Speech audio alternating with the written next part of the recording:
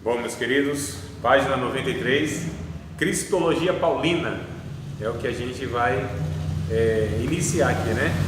Nessa reta final, a gente já está numa retinha final aí, acabando a matéria, então vamos tentar absorver o máximo.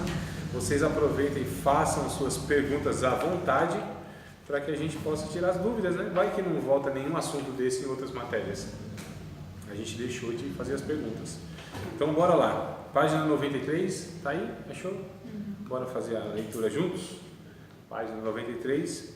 O apóstolo Paulo foi e continua sendo uma das vozes mais decisivas na formulação das doutrinas cristãs.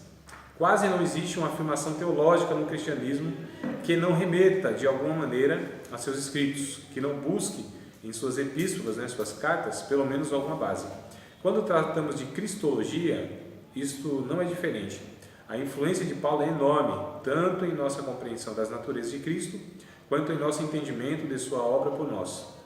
Esse será um capítulo muito breve, porque assim como foram na primeira unidade, na quarta unidade, na qual trataremos da obra de Cristo por nós e em nós. Os escritos de Paulo estarão bem representados. Para evitar redundâncias, ou seja, repetições desnecessárias, com os conteúdos de capítulos anteriores e futuros, buscaremos explicitar o que há de especialmente distinto no pensamento de Paulo sobre Jesus e a maneira em que sua experiência de vida, tendo sido um perseguidor da igreja, antes sua visão na estrada de Damasco, moldou suas convicções a respeito de Jesus Cristo. Neste capítulo examinaremos dois pontos da cristologia paulina: a distinção da visão paulina de Cristo e de outros apóstolos, ou seja, a gente vai comparar o ponto de vista de Paulo a respeito de Cristo em relação com os outros apóstolos. E o segundo ponto seria o equilíbrio da cristologia paulina entre as asserções e humanidade e divindade de Cristo. Então, bora lá. Como que nasceu fora de tempo? Nós, os leitores das epístolas de Paulo, temos algo notável em comum com o seu autor.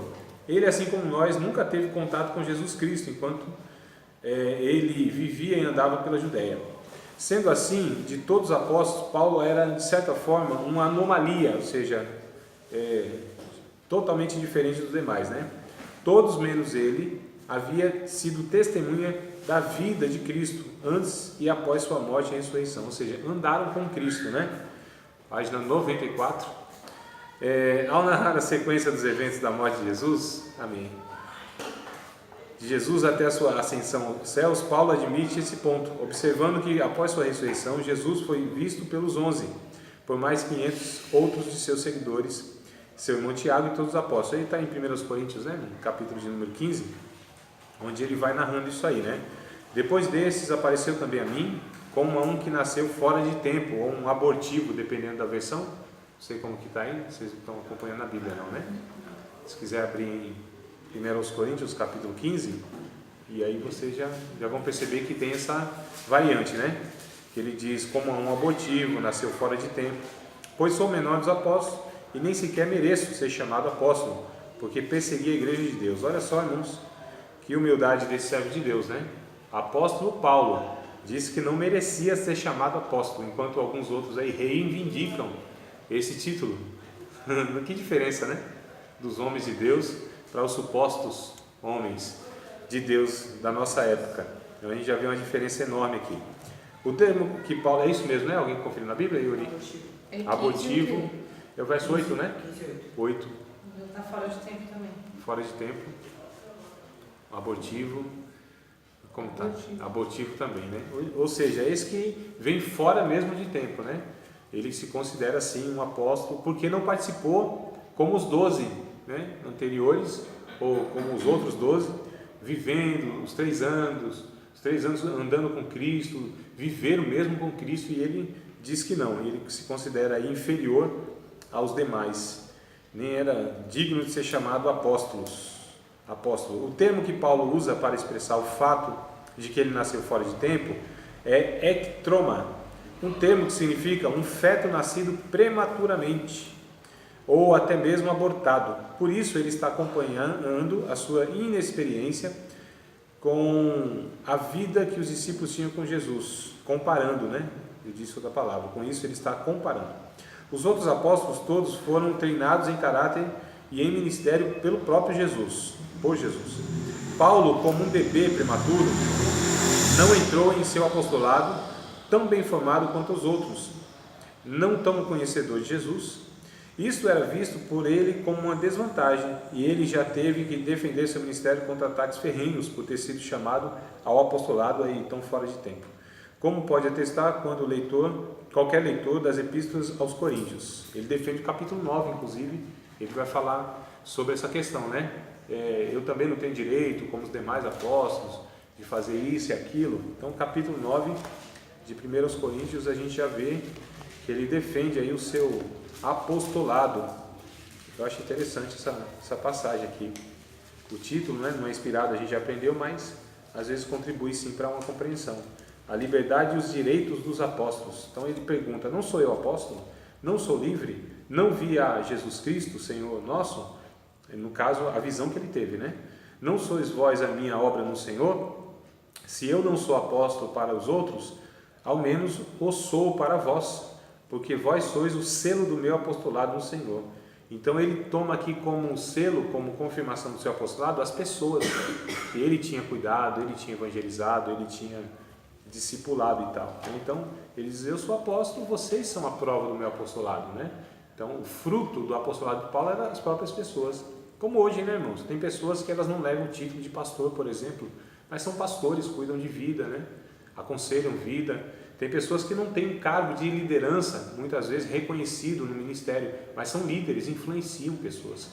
Então, muitas vezes nem sempre o título que a pessoa carrega corresponde a que de fato ela é, né? E tem pessoas que não têm título, mas são na vida. Então é mais ou menos isso aqui que Paulo está falando, né?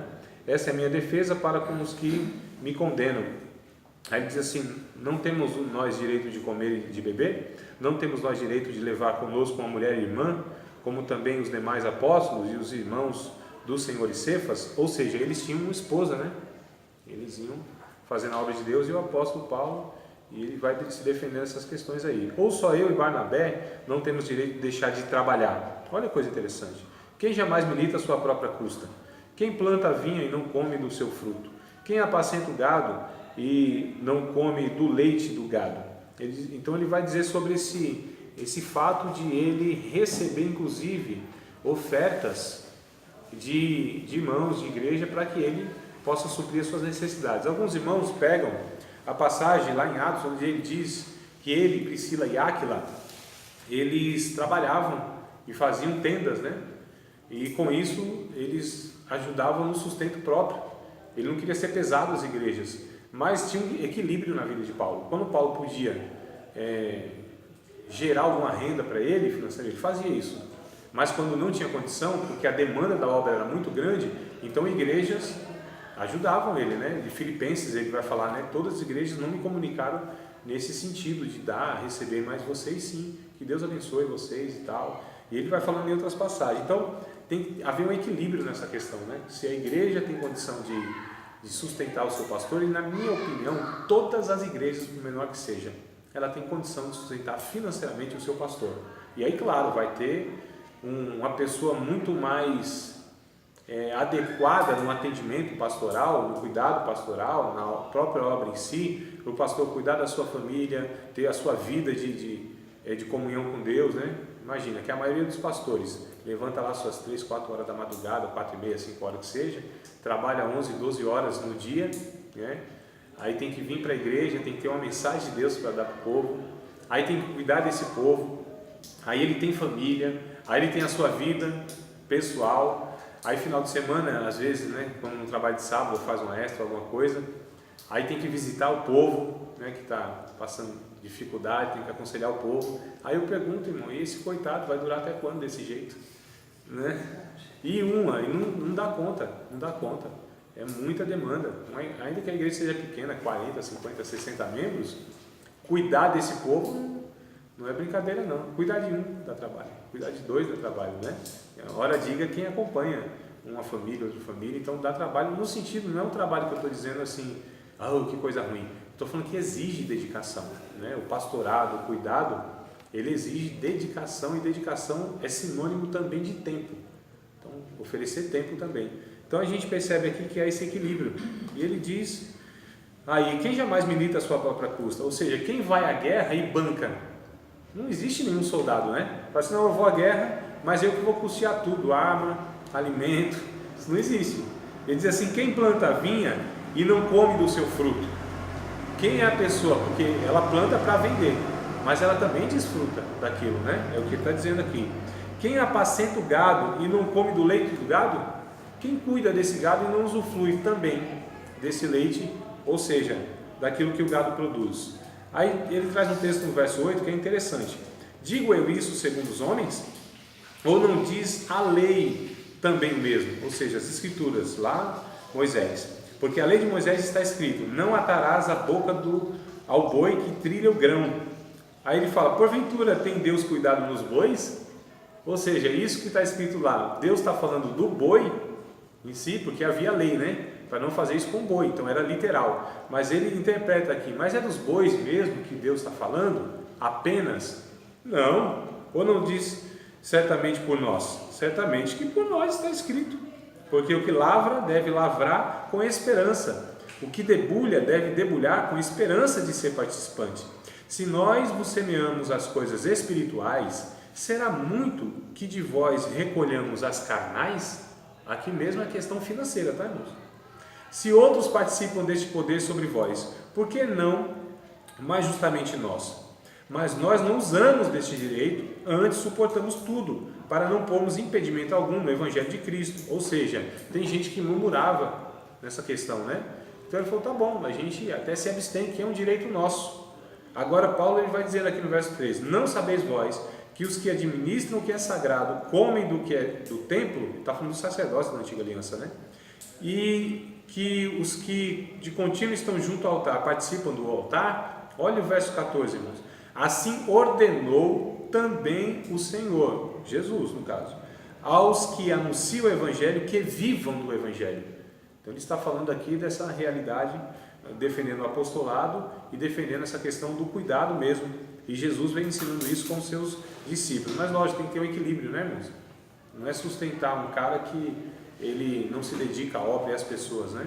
Então, infelizmente, tem muitos pastores aí também que são sustentados, mas eles vivem nos gabinetes e não saem, não vai para casa de ninguém e tal. Mas é um equilíbrio que a gente deve achar. Mas Paulo, então, ele vem dizendo que é esse fora de tempo. Eu quero ler com vocês aqui um pouquinho mais para frente, irmãos, na página 96, 4.2. 4.2, o Deus homem Paulo. Então a gente vai ver aí o que Paulo falava a respeito de Jesus, os escritos de Paulo, né? As epístolas de Paulo, tal como o Evangelho de João, acharam, hein? Afirmam tanto a humanidade quanto a divindade de Jesus. Paulo entendia que a humanidade de Cristo era vital para que ele desempenhasse o papel mediador entre a humanidade e Deus. Olha só. Então Paulo entendia que a humanidade de Cristo era essencial, era vital, né? Para que ele desempenhasse o papel mediador entre a humanidade e Deus. Porque é um só Deus e um só mediador entre Deus e os homens, Jesus Cristo, homem. Então Paulo traz essa realidade que Jesus, ele era 100% homem. Havia nos tempos lá dos apóstolos da igreja, um movimento chamado de gnosticistas. Se vocês leram lá o livrinho, vocês viram lá, né, o comentário? Vocês já leram? Chegaram lá? Eu estava respondendo as perguntas, aí eu dei uma... Tem lá a questão, né? Aí foi lá buscar a pergunta, viu que... Então, Mas sabe o que eu notei esses últimos tempos? Que está se falando muito de... eu sou agnóstico. As pessoas às vezes nem sabem o que significa, né? A gente está ouvindo mais do que eu se ouvia antes. A pessoa falando que é agnóstico, Aí você pergunta para a pessoa o que é, às vezes nem ela sabe explicar. Então, o gnosticismo, ele defendia que Jesus não foi uma pessoa real, de carne e osso. Foi uma espécie de espírito, alguma coisa assim. Porque eles diziam que não tinha como, porque na carne, eles consideravam que a carne, o físico, não prestava para nada, era totalmente corrupta. Como um ser santo, né, sem pecado como Jesus, poderia habitar nessa carne aqui, nesse corpo? E a ideia é que muitos cristãos têm, né? Eles não sabem definir nem distinguir exatamente, mas tem muitos cristãos que acham que tudo que é prazer na carne é pecado, não é, irmão? Tudo que não, isso é da carne, depende. Comer um prazer não é pecado, não é? E um bocado de coisa que a gente desfruta da vida, de relacionamentos, inclusive matrimoniais, sexuais e tal, dentro, lógico, de tudo uma vontade de Deus, isso é bênção de Deus. O descanso é bênção de Deus. Tem gente que acha que não, o descanso é só no céu. Nessa ideia que vai descansar mais cedo mesmo. Eita. Sim, claro, a gente precisa ter um equilíbrio, né? E Deus deixou muitas coisas para que a gente desfrutasse com equilíbrio, com responsabilidade e tal. Então esses gnósticos diziam que Jesus não foi humano. E aí Paulo vem combatendo isso. Isso aparece mais forte nas epístolas de João. Na epístola de João lá tem, inclusive o próprio João diz assim, olha, acho que é 1 João capítulo 4, verso 1, alguma coisa assim. 1 João capítulo 4. Ele vai dizer que havia alguns anticristos. E esses anticristos, eles de fato são essas pessoas que eram contra Cristo. O que é o anticristo? É contra Cristo. É o capítulo 3? Tá, o capítulo 4 mesmo, né? Isso, mas não vamos ler desde o 1, para a gente entender, do 1 ao 3 então. 1 João, capítulo 4, verso 1 até o 3. Vai dizer, e João aqui na sua carta está combatendo esses gnósticos aí. Amados, não creiais em todo espírito, mas provai se os espíritos são de Deus, porque já muitos falsos profetas se têm levantado no mundo. Nisto conhecereis o Espírito de Deus. Todo espírito que confessa que Jesus Cristo veio em carne é de Deus, olha só. E todo espírito que não confessa que Jesus Cristo veio em carne, não é de Deus, mas este é o espírito do anticristo, do qual já ouvistes que há de vir, e eis que já está no mundo. Então essa é a realidade, irmãos, que eles não consideravam Jesus como humano. E a dupla natureza de Jesus é doutrina fundamental, ou vamos dizer até essencial no Evangelho, tá certo? Jesus foi um ser humano como todo ser humano, em todos os aspectos. O detalhe é, não existiu nele pecado, né? Aliás, isso é toda a diferença que faz. Então, pelo fato de ele, Jesus, se tornar um ser humano, também pode rogar pelo ser humano, pode interceder pelo ser humano. E ele cumpre como um ser humano toda a exigência da lei de Deus. Ele cumpre a justiça de Deus. Então ele é o justo e é o justificador, porque ele, como um ser humano, ele satisfez a vontade de Deus, e satisfazendo a vontade de Deus, pôde se oferecer, né, a sua vida pelo pecador. Ele, sem pecado, cumpre toda a lei de Deus. Porque, irmãos, a ideia que tem é o seguinte, na Bíblia: Deus, ele é santo. Deus não pode concordar com o pecado. Tem gente que pensa que assim, Deus ele é bonzinho, tão bonzinho, mas bonzinho mesmo, que ele passa a mão na cabeça de uns desconsiderando seus atos, não é? Não, Deus é amor. Que é isso que Deus vai lançar alguém no inferno? Que é isso que Deus vai cobrar alguma coisa? Deus é esse bonachão, é quase um Papai Noel, né? Confunde-se Deus com o Papai Noel, né? Aquele velhinho, as bochechas rosadas, distribuindo presente para todo mundo, bênção no caso, né? Bênção para todo mundo e tal. E a ideia que a Bíblia traz é que Deus é santo. Sendo ele santo, existe uma justiça de Deus, uma santidade, que Deus não pode compactuar com aquilo que é errado, que ele estabeleceu, né? E aí o que acontece? Como que Deus ia se relacionar com o ser humano, sendo esse ser humano pecador? Não tinha como. Ninguém pôde satisfazer essa justiça de Deus, essa exigência de Deus. Ninguém pôde. Então Deus, ele foi trabalhando isso em todo o Antigo Testamento por aquelas figuras, né? Então hoje a gente vê muito essa ideia errada, que ainda Deus, ele requer isso. Não, em Jesus já foi cumprido isso. Em Jesus já não há mais nenhuma condenação, não é o que diz o Paulo em Romanos 8:1? Vocês lembram do texto? Aliás, o texto não é nem 8:1, né? Que a gente vai lá em 8:1. A gente tem que vir bem antes, né? Bem antes. Aliás, Paulo ele vai, no capítulo 7 de Romanos, ele vai falando a respeito do seu esforço por fazer a vontade de Deus. Como religioso, Paulo, ele era um religioso assim, irmão, perfeito. Tudo que a religião falava para fazer, ele fazia. Tudo. Subia a monte na sexta-feira, 11 horas, não quebrava a campanha, era dizimista, não faltava um culto. Né? Então, assim, tudo que a religião manda, Paulo fazia. Ele era uma pessoa rigorosa. Ele falou: em zelo eu excedi mais do que todo mundo. Era zeloso da lei. Um fariseu. O fariseu é assim, no sentido negativo. O fariseu, ele é aquele hipócrita, né? Aquele falso, aquele 7-1. Só que a seita dos fariseus era uma seita rígida, ou seja, era uma divisão que tinha no judaísmo, onde eles queriam cumprir mesmo um negócio assim, bem certinho tudo. Então existia o fariseu correto, aquele que fazia mesmo. Jesus, ele condenou os fariseus hipócritas, e Paulo não era um hipócrita. Paulo era mesmo aquele zeloso da lei, um sincero, né? Ele perseguiu a igreja e ele disse: eu cuidava de estar fazendo um favor a Deus, perseguindo os cristãos, que para ele os cristãos era uma heresia, era uma ameaça a Yahvé, ao judaísmo, que para ele era religião. Então ele era uma pessoa honesta, sincera, sinceramente enganada, né? Porque ele estava perseguindo o próprio Jesus e tal. Mas a questão é essa. Então ele vai dizer no capítulo 7 o esforço dele de querer servir a Deus, de querer fazer tudo certinho. E ele dá um relato, irmãos, que ele diz assim: quando eu queria fazer o bem, o mal estava comigo. Então ele chegou a uma conclusão: eu não tenho condição de agradar a Deus, porque isso é muito mais profundo do que atos, né? Do que feitos, do que comportamento, do que moral e do que ética. É muito mais profundo do que isso. Ele chegou à conclusão que ele era um homem miserável. Não é o verso 24 do capítulo 7 de Romanos? Está desventurado. Isso, miserável, desventurado, né? Desgraçado. Então, a palavra é feia, mas é essa mesmo, né? Miserável homem quem sou, quem me livrará do corpo desta morte?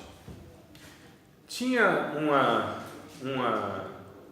ocasião, alguns condenados, lá na época onde Roma mandava, né, juridicamente no mundo e tal, e também lá em Israel. Então havia uma condenação para alguns criminosos, que eles pegavam um defunto e amarrava na pessoa, deixava amarrado. O defunto, a pessoa, era uma das condenações que tinha, e deixava lá 2 dias, 3 dias, uma semana. Então imagina só, era uma punição, né? Era uma forma de punir. O problema era só feder. O incômodo de ter um cadáver amarrado no seu corpo. Chegou na hora certa, olha o que eu estou falando. Uma das condenações, Maíra, que a gente está lendo aqui, o Romanos 7, 24. Miserável homem quem sou, quem me livrará do corpo desta morte? Então havia uma das condenações para alguns transgressores, é que eles amarravam então esse defunto, né, sobre a pessoa e deixava lá uns dias. Então ele traz esse ato de punição que tinha, né, para alguns transgressores, ele traz para ele: quem me livrará do corpo desta morte? Olha só, o verso 24. Mas o verso 25, aí ele dá um brado de vitória, né? Mas graças a Deus, não é isso, irmão? Pode ler, mano. Graças a Deus por Jesus Cristo, nosso Senhor, de maneira que eu, de mim mesmo, com a mente, sou escravo da lei de Deus, isso, mas segundo a carne, da lei do pecado. Olha só. Portanto, agora, ele continua. Você percebe como às vezes divisão de capítulo ele atrapalha, né? Leia o 25 já emendando com 8, 1 e 2. Não, 24, 25, 8, 1 e 2. 24, né? Isso. Desventurado homem que sou, quem me livrará do corpo desta morte? Graças a Deus por Jesus Cristo, nosso Senhor, de maneira que eu, de mim mesmo, com a mente, sou escravo da lei de Deus, mas segundo a carne, da lei do pecado. Agora, pois, já nenhuma condenação há para os que estão em Cristo Jesus, porque a lei do Espírito da vida em Jesus Cristo te livrou da lei do pecado e da morte. Porventura, o que fora impossível à lei, no que estava enferma pela carne. Isso fez Deus, enviando o seu próprio Filho em semelhança de carne pecaminosa, e no tocante ao pecado, e com efeito condenou Deus na carne o pecado. Isso. Até aqui? Eu mandei até o 4, acho, não foi? Não, ia Então 3, né? Depois, é até bom que vocês leiam tudo. Vai lendo, inclusive Romanos todo, que é bom. O Ministério da Saúde Espiritual adverte, ficar sem ler a Bíblia. Você deu para nós ler? Foi direto, sem capítulo. Vocês fizeram isso? Eu tenho mais isso. Mas não chegou a ler. Comecei e não continuei. Mas vocês os que leram, perceberam como o negócio vai, né?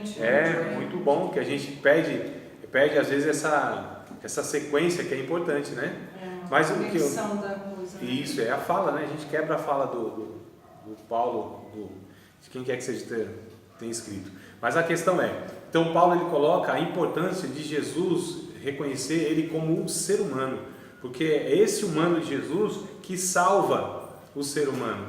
Não é o Cristo, não é o Jesus Deus que salva o ser humano. Quem salva o ser humano é o Jesus homem, é a humanidade de Cristo que nos faz ser agradáveis a Deus. Porque Deus, para ele ser agradado ao ser humano, o ser humano teria que cumprir toda a sua vontade. E que ser humano que teve condição de fazer isso? Nenhum. Quando a gente olha assim, nossa, mas José lá no Egito foi assim, né, um servo fantástico. Nossa, e Abraão então, né? E Moisés, e Jeremias, e não sei quem, né? E os apóstolos então, nossa, era um pior que o outro, irmão. Aos olhos de Deus, era um mais pecador do que o outro, porque a gente está falando aqui de Deus Santo. Então, imagina nós. Agora veja bem, essa que é a questão. Então a gente chega à conclusão que Paulo chegou. Nossa, eu sou um miserável. Quando a gente conhece Deus, o religioso não. O religioso ele não conhece Deus. O religioso acha que ele tem condição de fazer alguma coisa para agradar a Deus, porque a comparação dele não é ele e Deus, é ele que está piorzinho do lado dele, não é? Sempre vai ser assim, e eu sempre vou achar um que está pior do que eu, sempre, e a gente tenta justificar, né? Ah, Jesus, eu estou assim, mas tem fulano que está pior, e parece que o Senhor até se agrada dele, abençoa ele, né? Ah, Senhor, o Senhor sabe que eu oro, eu jejuo 2 vezes na semana, eu dou o dízimo de tudo quanto ganho. Eu não sou nem como esse miserável pecador.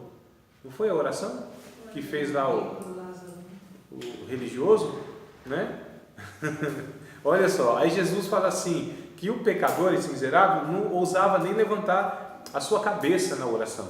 Ele batia no peito, cabisbaixo, e dizia, tem misericórdia de mim, pecador. Jesus pergunta, quem desceu justificado? Quem voltou para sua casa justificado? Foi esse que reconheceu, não o religiosozão lá que fazia tudo. Então o religioso não conhece Deus, porque a comparação dele é sempre com o pior do que ele. É sempre com outro ser humano, né? E é tudo farinha do mesmo saco. Agora, quando a gente se compara com a santidade de Deus, irmão, aí não sobra um. Não tem um que sobra. E aí a gente reconhece, miserável que sou. Aí nos vem agora o alento, mas graças a Deus por Jesus Cristo, nosso Senhor. Então nós confiamos em Cristo para se relacionar com Deus. Se eu tinha algum tempo atrás, eu ouvia muito isso. Nossa, eu não vou ser salvo, mas por que, irmão? Ah, porque eu não consigo isso, eu não consigo fazer assado, eu não consigo assim, eu não sei o quê. Então as pessoas elas pensavam que a salvação era por causa dos seus atos certos, né? E estavam preocupados em os seus atos errados. Os atos errados, é lógico que a gente tem que estar preocupado, porque a natureza que habita em nós já é a natureza santa, já é a natureza do Espírito Santo, que a função do Espírito Santo é nos santificar, e por isso que é Espírito Santo, que a principal função do Espírito Santo é santificar aquele que já foi justificado. Se eu já fui justificado, eu sou inocente diante de Deus. O que eu tenho que ser agora? Santificado. É um processo que não acaba nunca, né? Então todos nós estamos sendo santificados pelo Espírito Santo. Alguns estão em um estágio, outros estão em outro estágio. Uns conseguiram vencer alguns pecados e outros ainda não, outros pecados. Mas não quer dizer que um pecado difere de outro pecado. Porque se a gente compara a santidade de Deus, todo pecado ofende Deus. Todo pecado, ele entristece Deus. Todo pecado aos olhos de Deus é digno de ser punido com a eternidade sem Deus. Mas a religião faz o quê? Faz com que a gente fale, não, esse pecado é tolerável, esse aqui não é. Não é? Isso é um risco. Só que quando a gente se relaciona com Deus pela via de Jesus, aí fica mais, a gente não fica perturbado, irmão. Tem crente perturbado, a mente perturbada, não tem paz com Deus, sempre pensando que qualquer hora ele vai descer o buraco, Deus vai fulminar, né? Deus vai mandar uma praga, uma maldição, vai cortar as bênçãos, alguma coisa assim. Então essa é a mente religiosa que me parece que é fabricada dentro de muitas igrejas evangélicas. Percebe? Então a gente vê aqui em Paulo que o ser humano Jesus é esse que nos salva. É o que ele diz, pelo menos em 1 Timóteo 2:5, né? Vamos continuar lendo aqui, página 96. Aí depois de 1 Timóteo 2:5 é o que está a referência, né? Página 96, Deus, homem, Paulo. Então vamos lá. Como vimos em nossa leitura de Romanos 5, na unidade anterior, para Paulo, ao se fazer carne, o Filho tornou-se o segundo Adão. E com isso inicia em sua pessoa uma nova humanidade à sua imagem. Deus nos elegeu a salvação para serem conformes à imagem de seu Filho, a fim de que ele seja o primogênito entre muitos irmãos. Romanos 8:29. Como Adão foi o primeiro ser humano da antiga humanidade, Jesus, o homem, é o primeiro nascido da nova humanidade, a comunidade dos que vivem agora uma nova vida à sua imagem. Nós não lemos, na verdade, está lá o autor dizendo aqui, mas eu acho que a gente não leu não, então vamos ler na Bíblia aqui, Romanos capítulo 5, a partir do verso 12, irmãos. A partir do verso de número 12. Nós vamos ler até o verso 21, hein? Se der enjoo, aí ficar meio tonto, assim, eu paro e leio devagarzinho, né? A gente não é acostumado, né? Só um versículozinho, uma dosezinha assim. Já deixa... Não, é o que a gente está acostumado, né? Aí vem uma overdose assim por muitos versículos, às vezes fica assim meio, né? E eu li, né, Maíra? Todo o texto, não foi? Lá? Foi, não foi? Foi. Li todo o texto. Então, eu procuro fazer aquilo que eu ensino, né? Quando tem necessidade, claro. Então, bora lá. Romanos capítulo 5, verso 12. Estás acompanhando aí, virtualmente? Tá? Que coisa boa. Pelo que, como por um homem entrou o pecado no mundo, e pelo pecado a morte, assim também a morte passou a todos os homens, por isso que todos pecaram.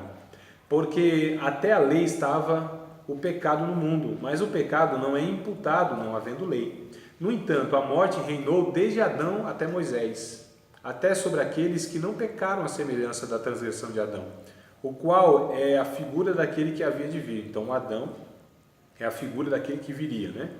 Mas não é assim o dom gratuito, como a ofensa. Porque se pela ofensa de um morreram muitos, ou seja, do Adão, né? Muito mais a graça de Deus e o dom pela graça, que é de um só homem, Jesus Cristo, abundou sobre muitos. Olha que coisa interessante. Então, por um homem, Adão, pecou, entrou a morte no mundo e todos morreram. Então, a ofensa veio por um homem e contaminou a todos. Mas também agora, diz Paulo, sobre um único homem veio a graça, Jesus, né? Em verso 16, e não foi assim o dom como a ofensa, por um só que pecou, porque o juízo veio de uma só ofensa, na verdade para a condenação, mas o dom gratuito veio de muitas ofensas para a justificação, porque se pela ofensa de um só, a morte reinou por esse, pelo Adão, ou seja, nós somos frutos da raça humana que é o Adão, né? Então a nossa semelhança já não é mais de Deus, porque Adão não gerou filhos antes do pecado, ele gerou filho depois do pecado. Se ele gerou filho depois do pecado, ele já não gerou mais a imagem e semelhança de Deus, porque ele já não tinha mais isso. Isso foi nele distorcido. Está escrito em Gênesis capítulo 5, não estou inventando. Capítulo 5, verso 1, 2. Gênesis. Você que sabe, fica assim, ao gosto. Vai dizer, irmão, o negócio de Gênesis 5, verso 1 e 2, eu acho, e 3 talvez. Leia, Maíra, por favor.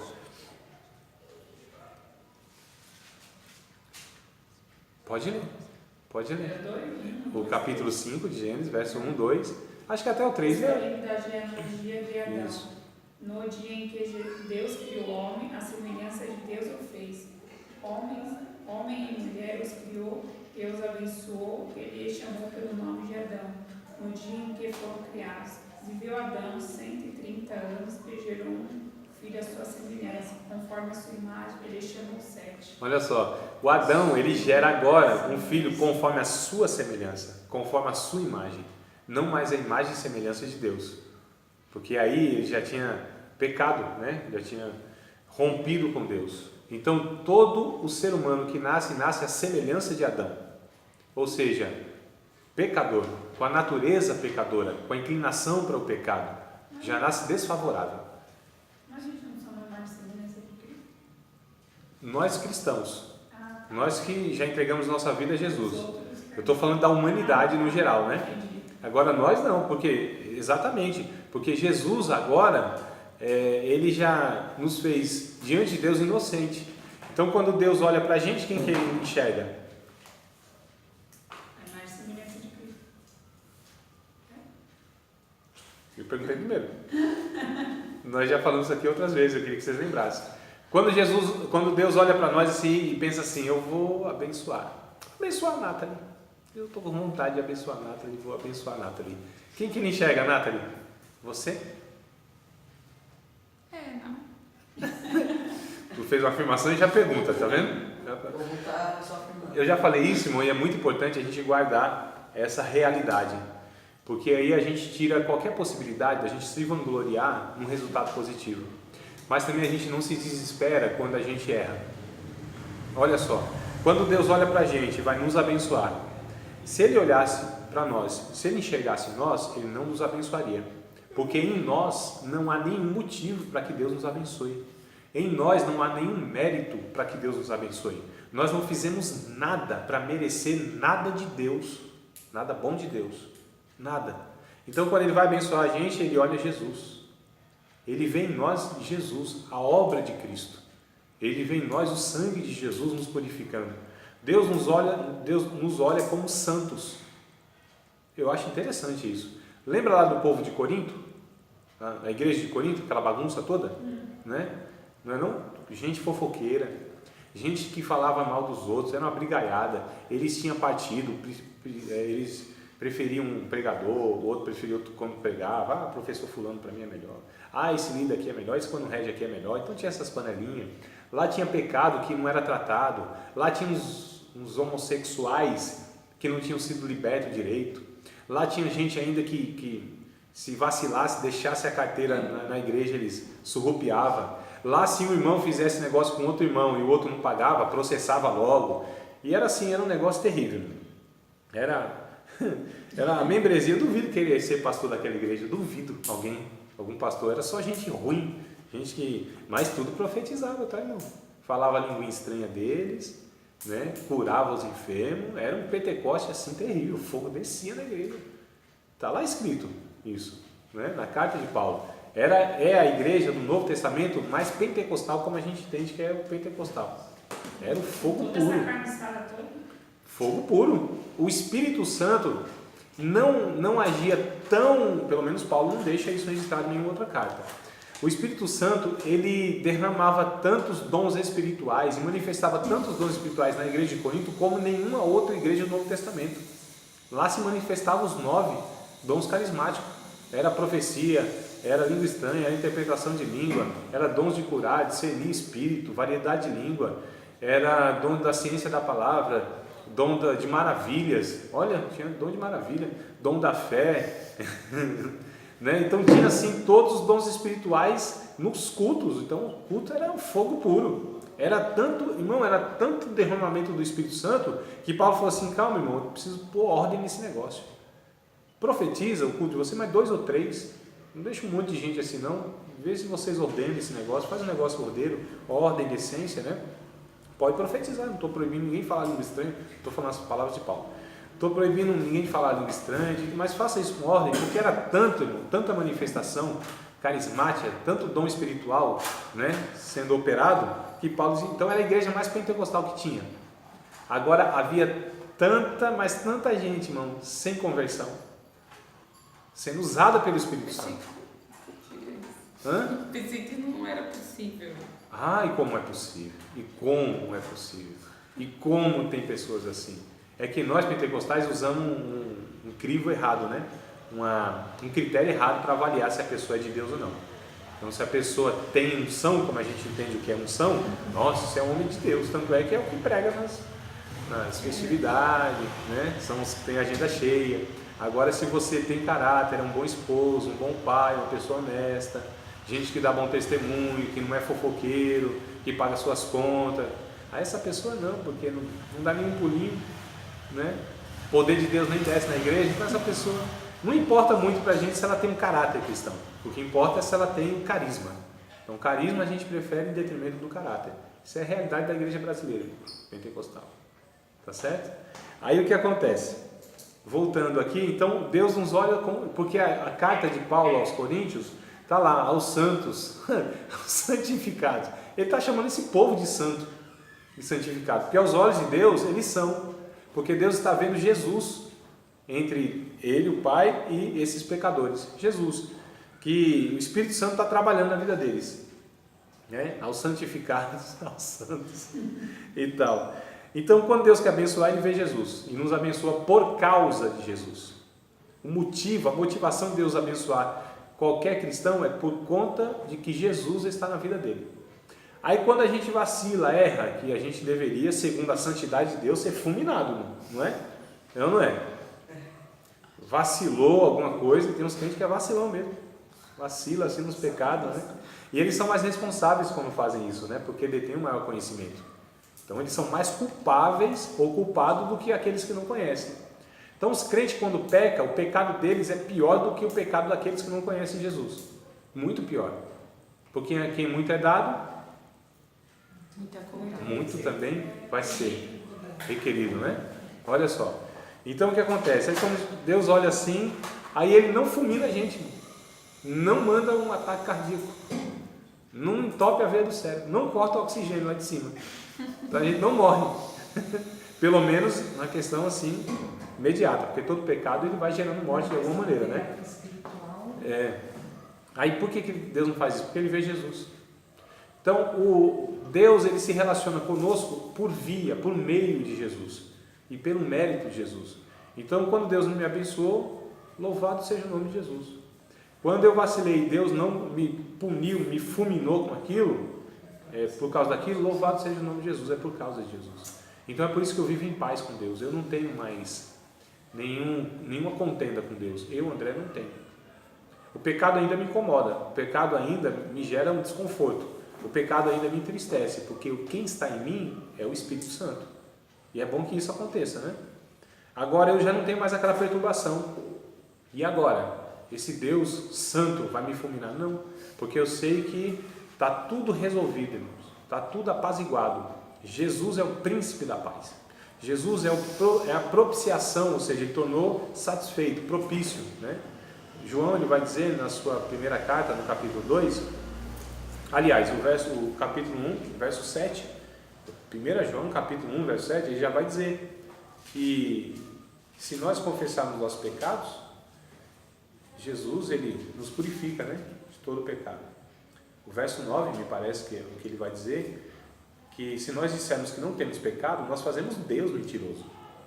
O capítulo 2 e o verso 1, ele vai dizer, filhinhos, não peque, tá? Também isso não é, então Jesus, tal, Deus não fulmina, então vou pecar à vontade? Não, filhinhos, não pequeis. Mas, se pecar, vocês têm um advogado, que é Jesus Cristo. Acho que é o verso 2 que ele vai dizer, Jesus é a propiciação pelos nossos pecados, não só dos nossos, mas do mundo todo, irmão. Não é isso? Se eu não errei na sequência dos versículos. Então a gente percebe aqui que é fundamental essa ideia de que Jesus, Ele é ser humano, Ele foi ser humano, Ele viveu como ser humano, Ele tomou a nossa humanidade. É por isso que no céu Ele intercede com propriedade porque ele é o ser humano que nos representa no céu. Isso eu acho interessantíssimo, muito interessante, porque quando eu estou sofrendo, e a gente sofre, né? A gente quer servir a Deus, a gente sofre, muito mais daqueles que não servem a Deus. Eu acho que é assim, eu tenho para mim que é assim mesmo. A gente sofre mais, porque tem muitos que pecam, sofrem por causa do seu pecado, mas isso não atormenta eles. Mas para nós atormenta. Nós somos atormentados pelo pecado. O pecado para nós assim é um aguilhão, né? É uma agulha que vai espetando a gente. E isso só vai ser resolvido no arrebatamento. Paulo diz isso em 1 Coríntios capítulo 15, verso 51 até o 58. Eis que vos digo mistério, nem todos dormiremos. 1 Coríntios capítulo 15, verso 51 até o 58. Eis que vos digo mistério, nem todos dormiremos, mas todos seremos, a partir do verso 51 até o 58. Eis que vos digo mistério. Agora eu vou, viu? Eis que vos digo mistério, nem todos dormiremos, mas todos seremos transformados num momento, num abrir e fechar de olhos, não é isso? Isso. Não é esse tecido?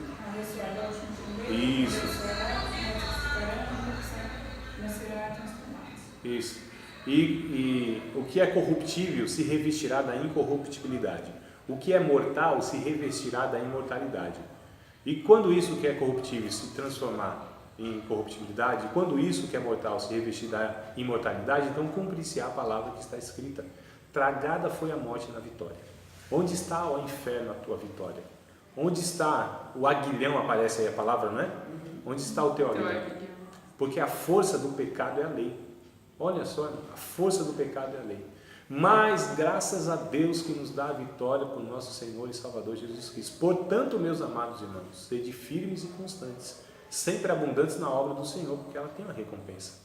Então esse aguilhão da morte, essa força da lei, do pecado, isso tudo vai ser desprezado, isso tudo vai ser desdenhado quando vier o arrebatamento.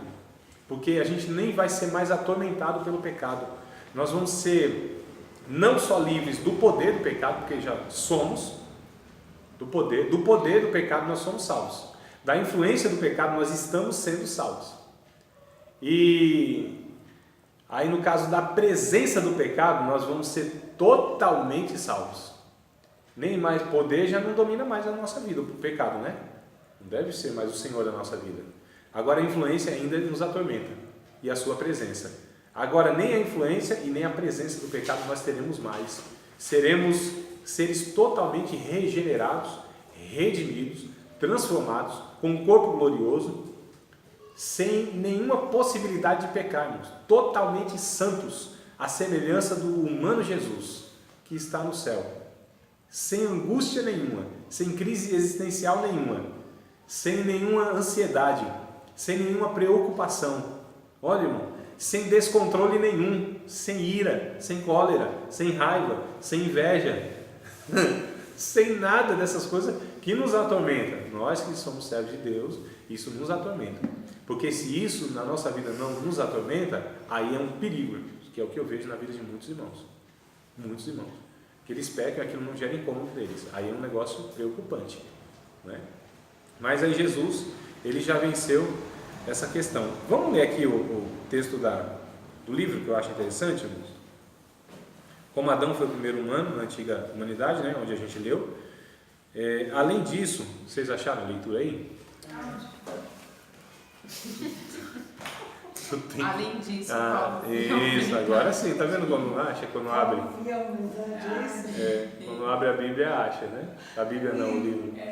Acharam aí todos? Achei. Então vamos lá. Cuidado aí para não se afogar nesse negócio aí. Além disso, Paulo viu a humanidade de Cristo não apenas como uma questão de doutrina e abstração teológica. Aleluia. Está descendo a cachoeira de poder. Vamos lá. Mais uma sobre qual todo o problema de como devemos viver resolvida. Então, essa doutrina está tudo resolvido sobre a humanidade de Jesus. Paulo sempre estabelece Jesus Cristo como modelo perfeito de conduta humana. Ele é o exemplo, o ideal que precisamos seguir e imitar. Aí ele diz assim: sede meus imitadores, como também eu sou de Cristo. Irmão, Jesus é quem nós devemos ter o desejo de ser. Olha só. É lógico que tem gente que é tão parecida com Jesus que a gente olha para ela, nossa, eu queria ser como essa pessoa. Mas só se ela for tão parecida com Jesus que deve gerar isso em nós. Porque Jesus deve ser a pessoa que a gente quer ser. Ah, eu queria ser tanto como fulano. É porque ela se parece tanto com Jesus? Aí não tem problema, né? Porque a gente precisa também dessa questão visual, dessa questão de exemplo humano. A gente precisa disso também. Mas é porque ela tem outras características, outras coisas e tal. Aí não, aí é ruim. Porque tem pessoas, infelizmente, querendo ser como pregador fulano, como cicrano, como pastor, como, né, e tal. Isso está errado. Jesus é aquele que Paulo disse, vocês têm que imitá-lo. Só me imite se eu imitá-lo. Aí sim, mas tem que imitar Jesus. Nós temos que desejar ser parecidos com Jesus. Aí a gente fala assim, mas por que assim, irmãos? Tem se colocado tanto comportamento que o cristão tem que ter, tem coisas que nem Jesus mesmo ele exigiu do ser humano. Né? E a igreja impõe. Tem um livro interessante que eu emprestei para alguém, não sei quem, se alguém não me devolveu, então perdi o livro. Mas é o que a Bíblia permite e a igreja proíbe, de Ricardo Gondim. Se vocês se interessarem, eu dou uma procurada. Até A igreja. O que a igreja proíbe, ou melhor, o que a igreja proíbe e a Bíblia não proíbe, né? O título é mais ou menos esse, tá? Mas a questão é, tem coisas que a igreja ela proíbe e a Bíblia não proíbe. Então se coloca uma carga, né, religiosa na vida dos irmãos que nem a Bíblia mesmo, que nem é a proposta de Jesus. Então, na verdade, irmãos, nós precisamos procurar saber desesperadamente como é Jesus, seu caráter, sua humanidade, porque Jesus deu um modelo não de como ser um tão espiritual para chegar mais ou menos como um anjo. Pelo contrário, eu já fiz essa pergunta para vocês, vou fazer de novo, que a gente esquece, né? Nós somos seres espirituais passando por uma experiência humana ou nós somos seres humanos passando por uma experiência espiritual? Primeiro. Você acha? Não, você falou já. Já falei que nós somos seres? Espirituais passando por uma experiência humana. Não falei isso? Falou, não falou? Não, o que ele falou? O que ele falou? Falou que eu lembro. Eu não falei isso. Porque essas coisas, eu lembro que você fez a pergunta, Ele mas falou, ela é assim complexa, né? Ele falou isso. Você mistura os Eu creio, eu tenho certeza. Nós somos seres espirituais passando por uma experiência humana e depois nós vamos voltar para a glória lá de onde nós saímos. Não, a minha declaração é outra. Ai, meu Deus. Nós somos seres humanos. Nós somos seres humanos. Nunca deixaremos de ser seres humanos. Nunca, nunca. Nem na eternidade, irmãos. Nós seremos sempre seres humanos.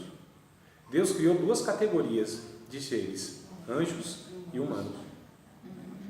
Uma não pode ser outra nunca. Nem um anjo pode ser um ser humano, nem um ser humano jamais será um anjo. São categorias distintas. Nós continuaremos ser seres humanos na eternidade. Nós não deixaremos, teremos o nosso espírito, alma e teremos um corpo também. É que o corpo já não será esse limitado aqui. Isso eu lembro que você falou. É um corpo espiritual, mas é um corpo espiritual. Em 1 Coríntios capítulo 15, Paulo trata disso. Eu acho que eu falei com vocês em alguma aula, eu peguei do verso 33 até o 50 e expliquei versículo por versículo toda essa questão do corpo. Lembram? Então, assim, nós sempre seremos seres humanos. Nós somos seres humanos passando por uma experiência espiritual. Então, assim, ser humano, Adão, né, perdido.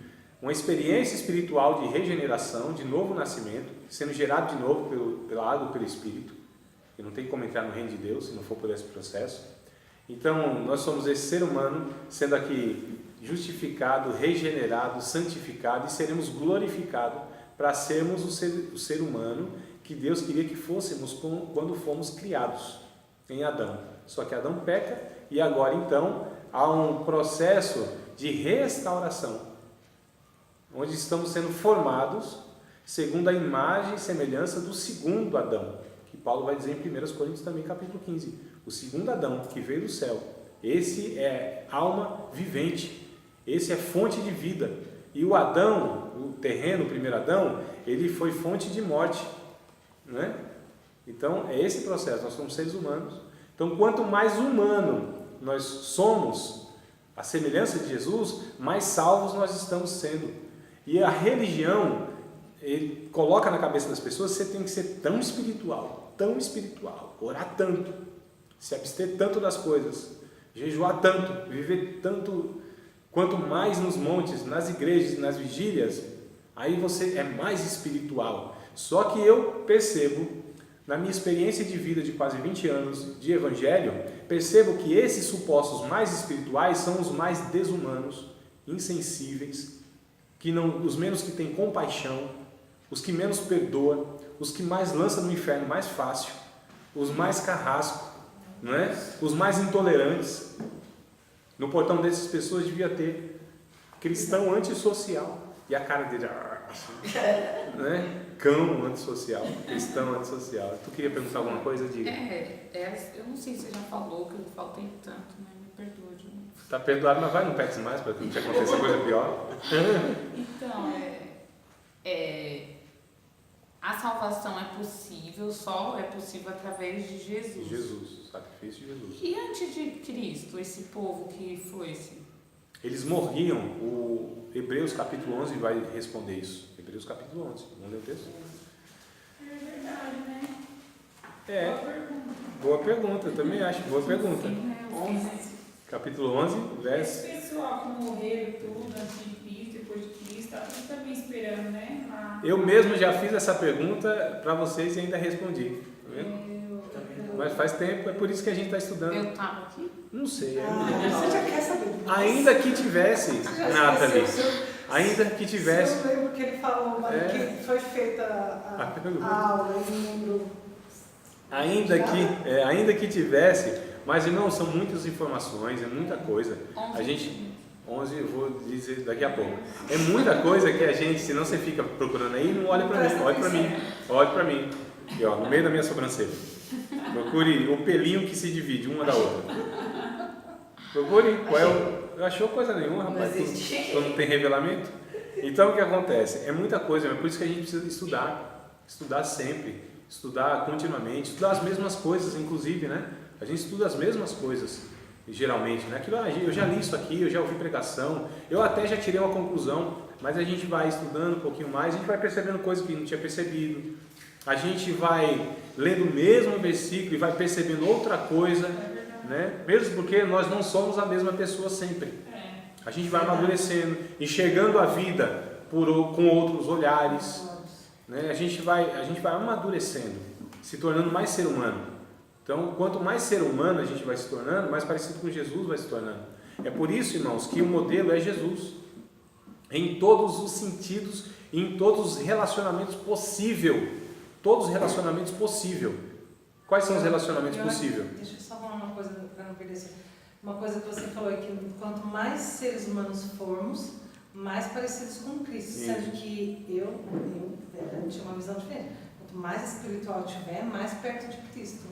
Porque o espiritual, como a Bíblia diz, espiritual está certo, mas o espiritual, como coloca-se o espiritual, aí está errado, né? Porque o espiritual, como se coloca no espiritual, é esse perfil que eu mostrei para vocês. Essa pessoa que é tão consagrada, mas a gente percebe que essas pessoas, elas são menos humanas no relacionamento. Agora a pergunta é, quais são os relacionamentos possíveis na humanidade? Os relacionamentos possíveis. Amizade, amor, essas coisas que você está falando? Mãe e filho, né? Pai e filho, marido e mulher, irmãos, não é toda as relações possíveis. Jesus, e por Paulo inclusive, nas suas cartas, Jesus é colocado como modelo de tudo isso, como filho, como pai, como esposo, irmão. Jesus é colocado, que a gente vai ler aqui inclusive na página 96 também, daqui a pouco nós vamos ler. Então olha só, essa é a questão. Jesus é um modelo de relacionamento em todas as esferas de relacionamento que nós temos. Jesus é eu sou filho, como que eu sei que o filho tem que se comportar? Jesus é o filho, como ele se comportou diante do pai, é como eu devo me comportar diante do meu pai. Eu sou esposo, como que o esposo deve se comportar diante da esposa? Jesus deixou o modelo. Eu sou pai, como eu devo me comportar? Jesus deixou o modelo.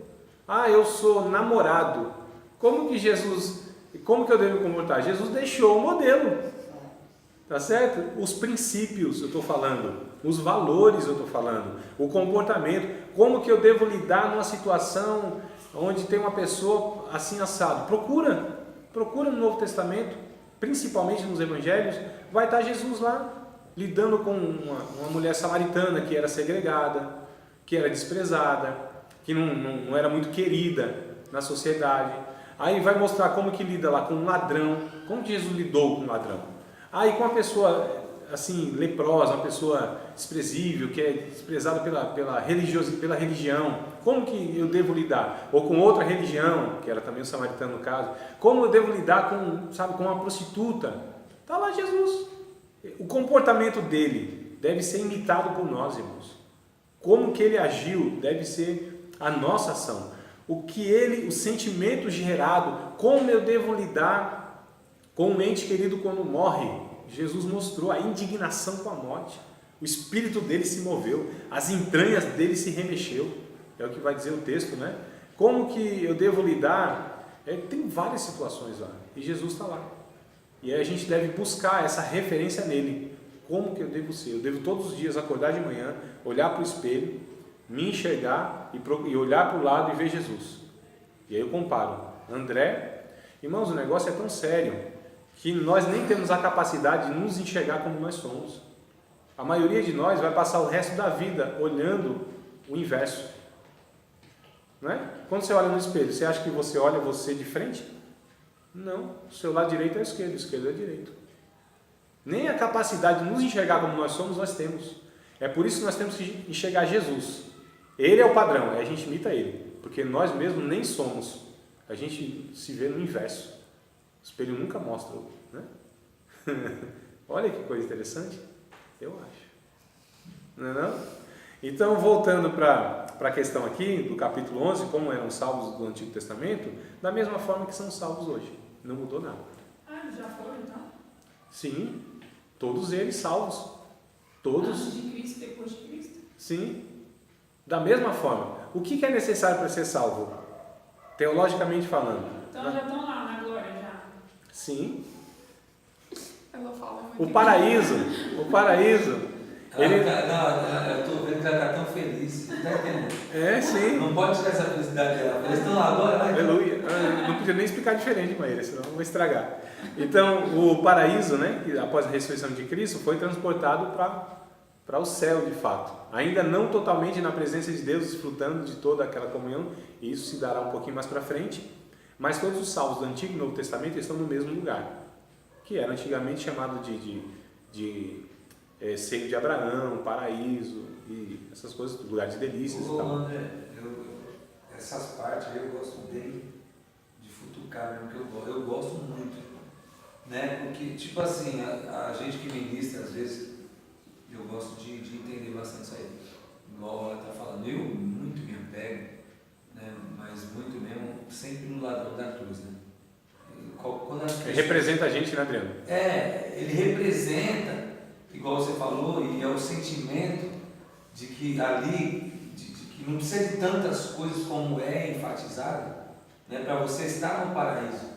Uhum. E aquela luta que você sabe muito bem que nós temos muitas vezes quando você se depara com um adventista, aonde ele fala daquele sono, daquele repouso e tal, não sei o quê.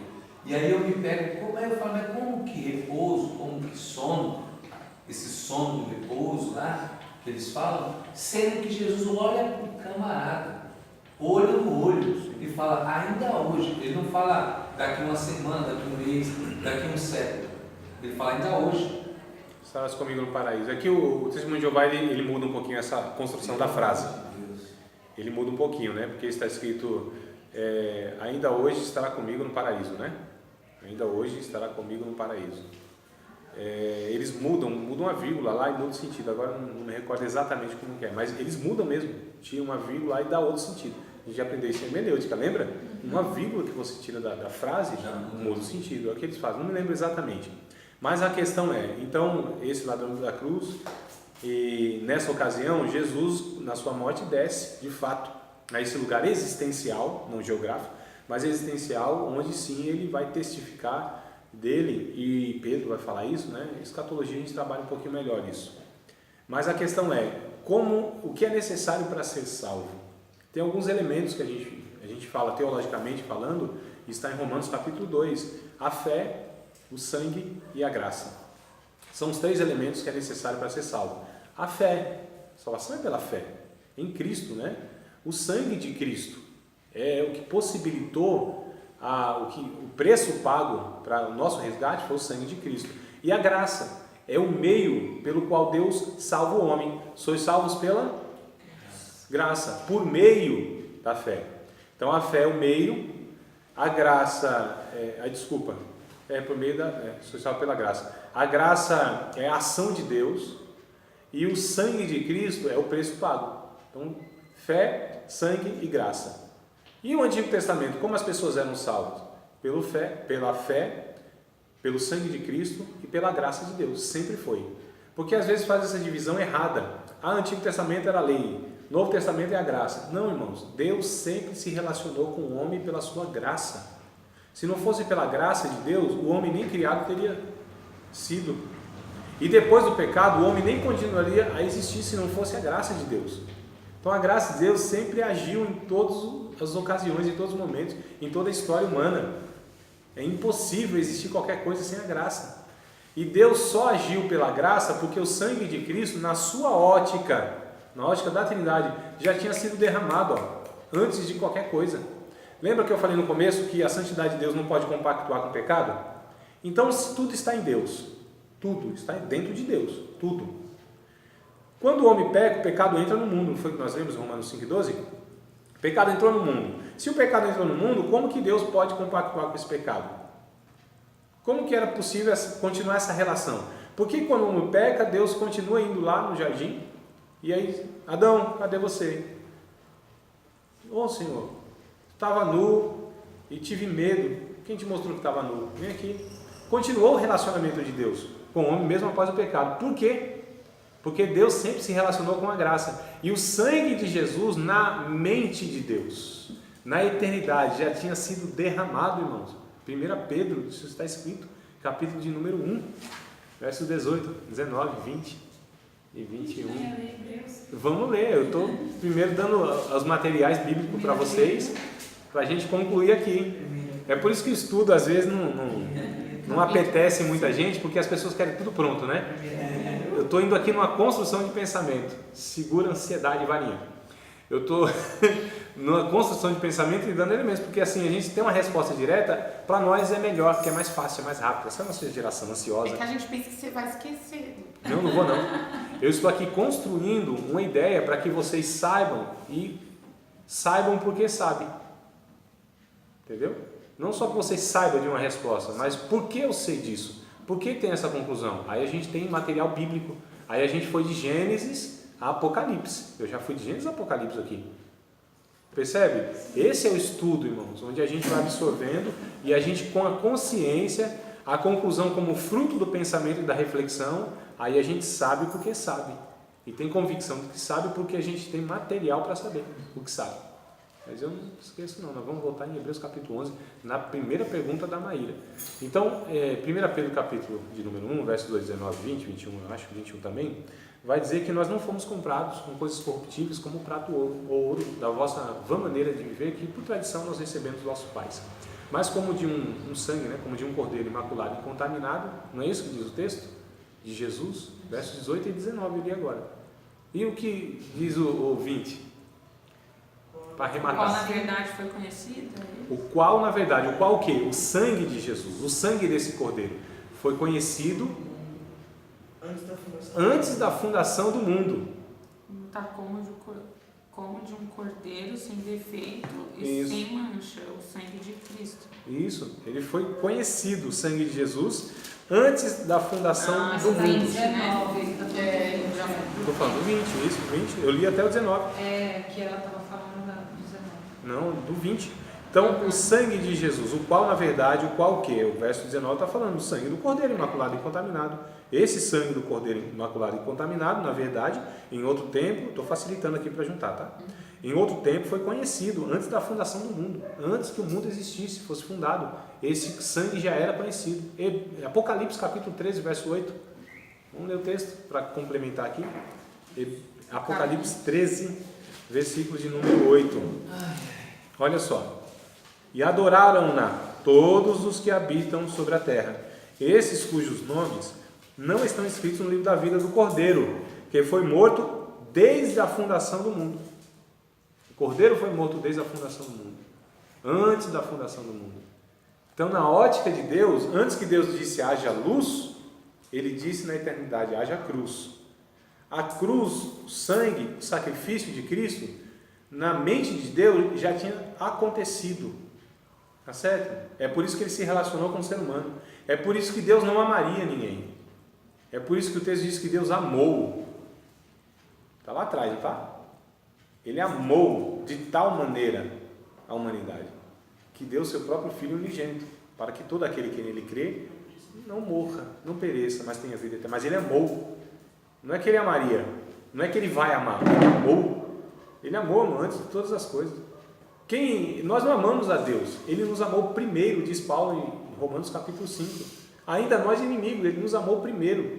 Então é Deus que inicia tudo isso, é Deus que principia tudo isso, é Deus que é o agente, é Deus que é o autor e é o consumador de toda essa ação resgatadora do ser humano, que vai dizer o próprio Hebreus, inclusive, né? Ele é o autor, capítulo 12, o autor e o consumador da nossa fé.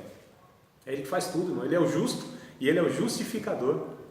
Ele é tanto o sacerdote quanto o sacrifício. Olha, irmão, Ele fez tudo. Segundo aos Coríntios capítulo 5, versos 17 e 18, inclusive está escrito, né, que agora nós somos uma nova criatura em Cristo, né? Eis que as coisas velhas se passaram e tudo se fez novo. Não é isso? O verso 18 vai dizer, e tudo isso vem de Deus. Tudo isso o quê? A reconciliação. Nós fomos, inclusive, nós cristãos já alcançados, nós fomos feitos embaixadores dessa reconciliação. Não é isso? Segundo aos Coríntios 5, 17 e 18. Então, olha só, é Deus que age em tudo isso. Então, como que Deus se relacionava no Antigo Testamento para salvar as pessoas? Pela fé. Como que essas pessoas morreram, sendo que Jesus nem tinha sido ainda oferecido na cruz? Na ótica que Deus já tinha. Então, pela fé no Cordeiro que viria, no Messias, eles morriam. Olha que coisa interessante. Jesus ainda, né? Porque eles acreditavam na promessa de Gênesis 3:15, que da semente da mulher Deus ia suscitar um que esmagaria a cabeça da serpente. E as profecias, então, dos outros patriarcas, e de Moisés, que Deus levantaria um profeta semelhante a ele, e quem não ouvisse aquele profeta seria exterminado do povo. E os outros símbolos que Deus vem trazendo. E as cristofanias, a manifestação de Cristo, através de anjos e de outras maneiras. Olha só, irmão. E as profecias davídicas, e a geração de Davi, e a raiz de Davi que viria, né? E esse filho de Deus, que não é o Salomão lá no texto, que está escrito lá sobre ele, vai falando sobre Salomão, mas que seria um reino que não teria fim. E as profecias de Daniel, a pedra cortada sem auxílio de mãos, que esmagaria a estátua, que é o reino, e aí a partir dessa estátua, a partir dessa pedra, melhor dizendo, cresceria em tal volume que encheria toda a terra. E um monte de profeta que veio falando de Jesus, o Messias, e o Isaías que vai dizendo, irmãos, que a gente leu na semana passada. Nós lemos, não lemos? Lembra? Vários textos de Isaías, trazendo lá, um filho se nos deu, um menino nos nasceu, seu nome será maravilhoso conselheiro, Deus forte, Pai da eternidade, príncipe da paz, né? Uma virgem concebeu, deu à luz a um filho, seu nome será Emmanuel, Deus conosco, e o homem de dores, e o homem que foi moído por nós, e esse servo sofredor. Então, Jesus, ele está no Antigo Testamento, na boca dos profetas, nos sacrifícios, nas cerimônias, nos símbolos, ele está em tudo, irmão. A Bíblia, ela é permeada por Jesus. Aquele cordeiro da provisão de Abraão. Do Isaac. Tudo isso, então, vem aparecendo em todas as ocasiões, vem aparecendo Jesus lá, está nas entrelinhas. Jesus lá está por trás dos símbolos, né? Então essas pessoas, eles acreditavam mesmo. O Jó que é antigo, Jó é do tempo de Abraão, está no meio da Bíblia, mas é lá do comecinho de Gênesis, né? O Jó, ele disse assim, eu sei que meu Redentor vive, que por fim ele se levantará sobre a terra. Então ele acreditava nesse Redentor. Ele sabia que ele era justificado por causa desse Salvador. Ele disse, ainda que ele me mate, eu vou ter esperança nele, porque ele virá, ele me resgatará, eu o verei ainda em carne. Olha a esperança, irmãos. Eles acreditavam piamente que viria. Tanto é que quando o casal, lá, o primeiro casal, o Caim mata Abel, há um desespero. E quando nasce Sete, esse Sete era a esperança de que já seria o Salvador. Tá certo? E aí cada mulher que dava à luz, eles esperavam que viesse o Messias. É por isso que quando uma mulher judia não gerava filhos, para ela era a desgraça total. Senhor, dá-me filho, senão eu morro. Olha o desespero, irmão, da Raquel, né? Não me falha a memória. Então as mulheres tinham como ser amaldiçoadas por Deus se não gerasse. Era o sinal de maldição de Deus naquela cultura. Porque quem geraria poderia estar trazendo o Messias, o Salvador do mundo. Olha, então a mulher, tanto é que Paulo vai dizer lá em Timóteo, que a mulher ela seria salva dando à luz a filhos. Olha o privilégio de poder. Tanto é que quando o homem, o casal peca, Deus agora, ele fez aliança com os dois, mas o homem tinha um papel de liderança e continua tendo. E tá, né? Precisa hoje sendo obrigado por Deus, porque a submissão da mulher para com o homem é maldição, não é bênção. Antes do pecado era harmônico, não precisava ter essa ordem de Deus ser submissa, ela era submissa. E a submissão não é como a gente vê hoje, não é? E o que acontece? Então, porque a mulher, ela entrou o pecado nela, então a mulher tem um poder enorme de manipular o homem. Enorme, vocês não têm noção. Jorge falou que sim. Mas André, você tocou um negócio legal. E aí você vê assim, ó, vamos colocar assim, lugares, pessoas, famílias, marido, mulher, aonde a mulher ela não tem essa obediência, vindo daí dessa palavra que Deus ele corrige ali a mulher, e você vê que é uma luta dentro dessa família. Mas também porque assim, não tem homem que quer uma mulher maravilha, né? Mas ele precisa ser um super-homem também, né? Não é? Não é? Então, é o pecado dos dois lados. Porque se uma mulher que tem um marido igual Jesus, irmãos, essa mulher vai se submeter a esse marido de uma forma assim prazerosa, alegre, tranquila. Porque imagina vocês, irmão, eu acredito que vocês têm, ou vão ter, ou estão tendo. Um dia ele chega lá, tenha paciência. Um marido que se sacrifica por você, um marido que vive para você, um marido que cuida de você em todos os sentidos, afetivos, físico, psicológico. Um marido que renuncia a sua própria vida por você. Um marido carinhoso, um marido respeitador, um marido que te dá a dignidade que você tem de mulher. Um marido que ele na verdade te elogia, reconhece as suas qualidades, é grato a Deus por isso. Esse marido está idealizado. Obrigado, Senhor. Esse marido está idealizado em Efésios capítulo 5, que nós vamos ler, que lembra de Jesus? É esse marido. Então, se a mulher tem esse marido, vai ser fácil, né? Então, um marido que quer uma mulher submissa tem que ser como Jesus. Mas também uma mulher que quer um marido como Jesus, ela deve ser também. Então a questão aqui é dos dois lados. O pecado é mútuo, é humanidade. Mas voltando para não perder o fio da meada, então o ser humano ele foi sendo salvo sempre por essa mesma coisa. Vamos ler o texto de Hebreus, que é o que vai dar o arremate aqui, né? Como que eles morriam, está escrito aqui. Capítulo 11. Sim. Hebreus 11. Capítulo 11.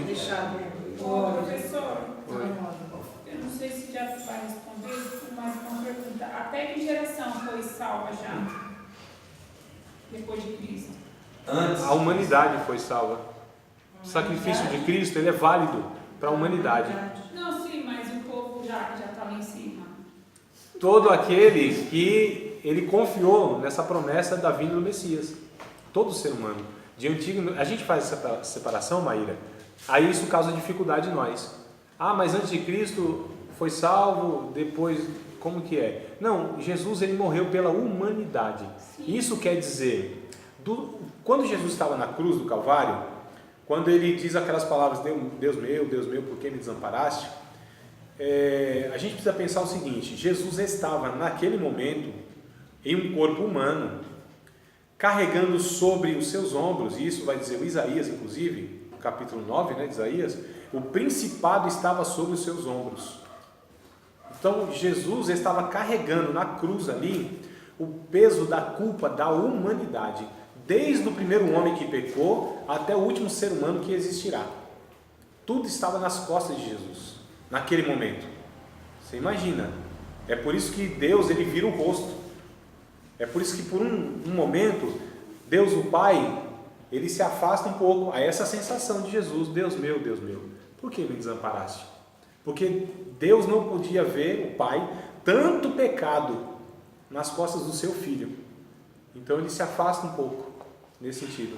E aí Jesus sente esse peso, então, da humanidade sobre os seus ombros. E ele carregou sozinho todo o peso, toda a culpa, todo o pecado humano, desde o primeiro ser humano a ser criado até o último. Ele levou sobre si as nossas enfermidades, as nossas transgressões. Ele carregou isso. Ele foi atingido pela ira de Deus. Ele aplacou essa ira de Deus. Deus o castigou tanto por conta de todo esse pecado da humanidade, mas em Cristo. Isso, exatamente. É por isso que ele disse: Senhor, afasta de mim esse cálice. Era o cálice da ira de Deus. Então, em Jesus, Deus derramou a sua ira. Jesus, ele suportou. Seria a humanidade. Que seria da humanidade. Sim. Jesus suportou toda essa carga da ira de Deus, aplacou tudo isso, satisfez Deus, foi o sacrifício. Então ali estava o Cordeiro a ser sacrificado pela humanidade. João Batista diz isso, né? Eis o Cordeiro de Deus que tira o pecado do mundo. Então ele arrancou o pecado do mundo. Ele pegou esses pecados e ele desfez esse pecado jogando no mar. Acho que é Miqueias 7,19 está escrito isso aí, né? Pega os nossos pecados e lança no mar. Não é no mar do esquecimento não, tá? Alguns falam, mas não está escrito isso aí não. Fala, mas não está escrito, né? Tem tanta coisa que se fala e não está escrito. Então ele lança no mar os nossos pecados. Então o que acontece? 7,19 de Miqueias. Facinho de achar ainda, não? É fácil, né? Na Bíblia aqui a gente sofre, né? 7,19, né? Antes não. Ele lança as profundezas do mar os nossos pecados. Então o que acontece? O sacrifício de Cristo, ele é válido para todo ser humano que acredita, desde a antiguidade até... Não, sim, eu entendi. Mas eu queria saber até que geração que já está lá, não seja Abraão e os demais para frente, que está esperando ainda a vida dos... Todas as gerações, todas as gerações que acreditaram no sacrifício, na vinda do Messias, eles foram salvos. Vamos ler aqui que você vai, eu acho que vai contribuir para a compreensão aí. Capítulo de número 11 de Hebreus, capítulo 11 de Hebreus, versículo de número 13. Todos estes está falando de todos os da antiga aliança, irmãos, tá? Vai falar, desde Abel, inclusive, hein? Abel no verso de número 4, né? Vai falar de Abel, vai falar de Enoque, vai falar de Noé, vai falar de Abraão, vai falar da Sara, vai falar de um bocado de gente. Todos estes, verso 13, morreram na fé, sem terem recebido as promessas. Eles não receberam as promessas. Quem tem promessa de Deus não pode morrer. Olha que mentira, a Bíblia diz que não. Mas vendo-as de longe, crendo nelas, abraçando-as, confessaram que eram estrangeiros e peregrinos na terra. Então todos esses servos de Deus que morreram no Antigo Testamento, eles acreditaram, eles morriam crendo, abraçando, confessando isso, que o seu Redentor viria. Então todos eles morreram na fé, foram salvos pelo sacrifício de Cristo e foram alcançados pela graça. Porque no Antigo Testamento não tinha como se salvar. Então, eu sei o que ela está tentando dizer. É a geração da aliança de Deus. É a geração do povo de Deus. É isso, entendeu? Porque no meio de todo esse mundo, no meio de todo esse povo, tinha muitos povos que não criam em Deus, que não acreditavam nessa promessa que está falando, entendeu? Então, mas Deus ele alcançou todos os povos, Adriano. Israel falhou. Na questão missionária, Israel falhou. Mas se Deus dependesse de Israel, como hoje, se Deus depender da igreja para alcançar as nações, está falido. Mano. Eu acho, posso falar? deixa eu só completar aqui. Você olhou pra mim, pode não. falar. O que acontece? A gente vê pessoas que não eram do povo de Israel, não é? Sim, Quantas de outras nações? Mas bem pouca, eu acho. Sim. Na minha Sim. concepção que eu venho lendo. Sim, mas as nações foram alcançadas. Sim. As nações foram alcançadas. Deveriam ser alcançadas numa totalidade, numa dimensão maior. Mas Israel se fechou. Hoje, irmão? Vocês acham que hoje ainda o evangelho é anunciado? Não, irmão. A questão missionária, ela está mas muito aquém daquilo que deveria estar. A igreja é negligente na questão missionária. Nós somos. Da mesma forma que traz, porque é proporcional também. Os povos que haviam, o número de gente que havia, a população da terra no tempo de Israel, nem se compara hoje. Hoje são 8 bilhões de pessoas. Naquele tempo, não chegava a 2, 3 milhões. Vocês percebem? Agora a proporção não é diferente. Então as pessoas eram salvas. A gente quando lê um livro chamado O Fator Melquisedeque, nossa, eu recomendo para vocês. Livro excelente, bom demais, baratinho, 20 conto, 20 e poucos reais. Tem que ler livro, pelo amor de Jesus, irmão. O fator Melquisedeque. O Fator Melquisedeque. Você já falou. Já falei. Lembrando, Já. Foi matéria de evangelismo, alguma coisa assim. Eu indico tudo para vocês. Vocês não anotam e não compram porque não quer. Mas, volta, agora comprar. mas 20 conto, 20 e poucos reais, se a gente julga ser prioridade importante, a gente dá um jeito. Isso é fato, né? Então não tem desculpa. Desculpa, é tudo esfarrapado. Porque eu nunca tive dinheiro também, sempre fui duro. Nossa, e quando estudava, mais ainda. Não tinha dinheiro para pagar a mensalidade.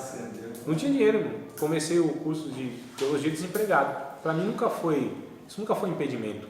Então para mim é tudo desculpa esfarrapada. Eu estou sem dinheiro, estou desempregado. Esfarrapada.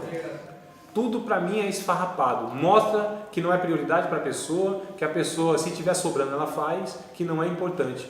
E quando desiste porque está sem dinheiro, também mostra que não tem fé nenhuma. Porque eu, quando fui iniciar, eu estava desempregado. Eu disse, Senhor, eu quero aprender a Tua palavra. Senhor. Custa dinheiro, eu não tenho. Eu falo isso com Jesus, irmão, não era com ninguém não. E nunca deixei de pagar uma mensalidade. Nunca, desempregado. Deus sempre provia, um biquinho ali, outro biquinho aqui. Tá certo? Para mim é prioridade. Eu não comprava uma cueca, desculpa o termo. Não comprava pizza no final de semana. E a maioria de nós faz isso. Coisa que é prioridade. E a gente diz que não tem dinheiro. Oh, irmão, que hipocrisia, que falsidade. Não, me deu uma ira santa aqui. Não, porque eu queria chegar nessa questão de livro. Eu tinha um desejo enorme de... Livro era muito mais caro do que era hoje. Era mesmo. Muito mais caro. A gente não tinha... Vocês não precisam nem comprar livro, irmão. Internet tem um monte de coisa de graça. Nós não tínhamos isso. Eu não tinha isso há 17 anos atrás. Dá pra baixar livro. Dá né? muita coisa. Tem coisa que é pirata, é negligente, cuidado. Mas preste atenção. Então, tem esse material. É porque não tem sede pela palavra. E eu estou falando de estudantes que fazem teologia. Muitos fazem de uma forma relaxada. Em vários sentidos, né? E eu não tinha dinheiro. Mas eu ia procurando. Pegava emprestado de um. Devolvia também. Lia. Achava um livrinho lá. Tinha uma coleçãozinha lá que era na época R$1. Que era barato também. Não era tão barato como o real de hoje. A gente está falando de uma inflação há 17 anos atrás, né? 2001, 17 anos. E o que acontece? Mas eu ia atrás, eu me virava. Então isso tudo para mim é desculpa. Quem quer fazer, Deus dá recurso. Deus não tem jeito, irmão. Então Mas vamos voltar aqui porque eu já fiquei nervoso. Tu queria falar alguma coisa? Eu nem lembro o que eu ia falar. Tá me desrespeitando. Então, é que eu acho que eu entendi que ela falou assim, que tem aquele negócio de que tipo, a pessoa morre e fica lá guardado, esperando a volta, o julgamento final. Sim. Não é isso não? Que tipo, tem os que tá esperando o julgamento final e que você falou que uns estão na glória já. Mas outros estão esperando o julgamento final, tá tudo. Os que morreram em Cristo, em escatologia, eu vou detalhar tudo isso, pegar texto bíblico, um monte de coisa, tá? Então a gente vai Se eu detalhar. morrer agora, tô jantando agora. Olha só pra estar com Cristo. Está com Cristo. Está com Cristo. Então a situação antes de Cristo era o quê? Lucas capítulo 16 vai dizer isso. Havia lá o lugar onde iam os salvos, o lugar onde estavam os perdidos. Sim. Era o mesmo lugar existencial. E podia visualizar um ou outro. Quando Jesus morre, o paraíso é levado ao céu. Mas ainda não na presença definitiva de Deus. É um lugar temporário. Onde estão já desfrutando, sim, das delícias. Lá não existe mais... Isso, paraíso, lugar de delícia, seio de Abraão. Não existe mais morte, não existe mais dor. Jesus já resgatou pelo seu sangue, na história e de fato, aquelas pessoas e levou ao céu. Né? Não tinha condição antes disso, porque o sangue de Jesus não tinha sido derramado. Eu estou falando na cronologia histórica. A eternidade sim, mas na cronologia histórica não. Então, o sangue de Cristo efetiva isso. Tanto é que na cruz ele diz: está consumado. Ele não disse está tudo consumado, mas está consumado. O resgate do ser humano. Então, os que morreram em Cristo, eles estão salvos, né? E os que forem morrendo em Cristo serão... Só que vai ter a restauração, arrebatamento, um bocado de coisa que a escatologia vai tratar sobre isso aí. Mas já estão. Então, eu hoje bati as botas, eu vou para a presença de Cristo. Eu descanso em Cristo. Eu estou com Cristo. Tá certo? Mas ainda há um processo aí, tá? E os outros que não morreram em Cristo, está aguardando o julgamento. Então, só no juízo final. Isso. Escatologia, não se preocupe, eu vou trazer para vocês uma imagem onde vai estar tudo isso assim desenhado, irmão. Vai estar desenhado. E aí eu vou explicando cada desenho. Tá certo? Vai ser interessantíssima a escatologia. E o que acontece? Então, Jesus hoje tardou, mas chegou. Foi. Mas chegou agora no final. Então, amado, eu não... Tem relógio aí? Tem. Amados, olha só, esquenta não, provisão divina, mano. Chega pra cá para eu tentar fazer aqui o fechamento da aula de hoje. Vamos aqui na página 96. Você não vai corrigir as coisas que eu fiz? Página 96. De novo? Não corrigiu. Não, eu acho que eu vou fazer outra coisa. Página 96. Vamos lá. Você não fez Eu fiz. Em Efésios 5, por exemplo. Isso, em Efésios 5, vocês estão acompanhando a leitura? Estão acompanhando a leitura? Em Efésios 5, por exemplo, Paulo repetidamente instrui seus leitores a seguirem o exemplo de Jesus. Sede, pois, imitadores de Deus, como filhos amados, andai em amor, como também Cristo vos amou, e se entregou a si mesmo por nós, em oferta e sacrifício a Deus em cheiro suave. Maridos, amai vossas mulheres, como também Cristo amou a igreja, e a si mesmo se entregou por ela. Em ambos os casos, a lição é a mesma. O amor sacrificial de Jesus deve nos inspirar a agir da mesma maneira para com as pessoas em nossas vidas. Vocês percebem como, esse termozinho como? Não está aqui? Olha, como também Cristo amou a igreja. Então, como é a comparação. O padrão, irmãos, de amor é Jesus. Quando ele disse lá em João, ele diz assim: um novo mandamento vos dou, que ameis uns aos outros.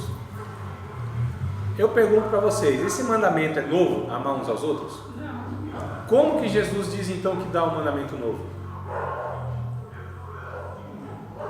Não. Fala de novo.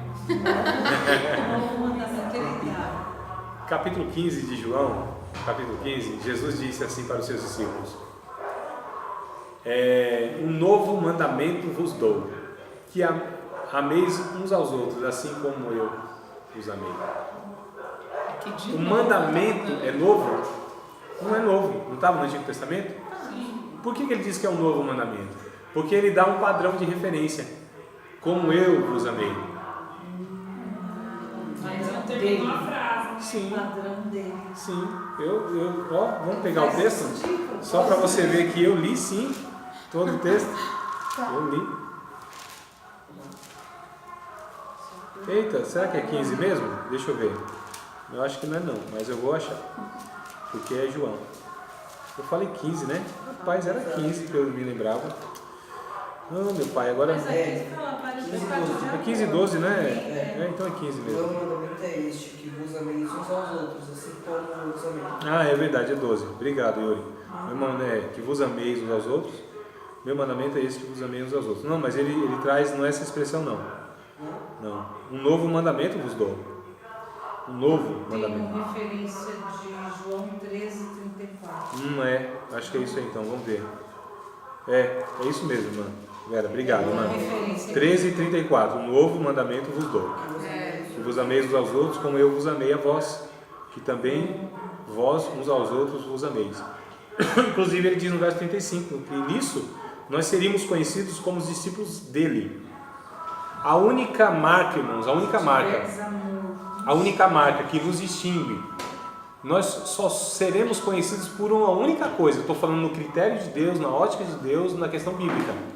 Nós só seremos conhecidos como verdadeiros discípulos de Jesus, não é se a gente não tem imagem nas nossas igrejas, não é se a gente não toma cachaça, não é se a gente anda com Bíblia debaixo do braço, né? Que é a sabedoria axiliana, que eu chamo, né?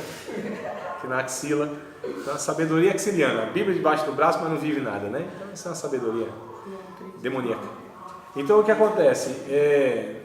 Nós seremos conhecidos não é porque nós falamos línguas estranhas, não é porque nós pregamos a Bíblia, nós não seremos conhecidos porque tem nome de igreja evangélica, protestante, nada disso. Nós seríamos conhecidos, segundo Jesus disse aqui, por uma única coisa: se nós amarmos uns aos outros, nisso nós somos conhecidos. Porque quem não ama não viu Deus, não conhece Deus, até agora está em trevas. É um homicida, e nem homicida tem parte no reino de Deus. Então quem não ama, irmão, não é salvo. Quem não ama não viu Deus. Quem não ama não é discípulo de Jesus. Olha que desafio. Meu Deus. Não tem jeito, irmão. Isso é a Bíblia que põe. A Bíblia que expõe, melhor dizendo, né?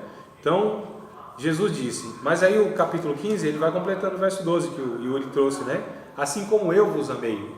Então o padrão agora é Jesus. Então como que a gente deve amar o outro? Dando a vida pelo outro. 1 João, capítulo 3, ele diz isso.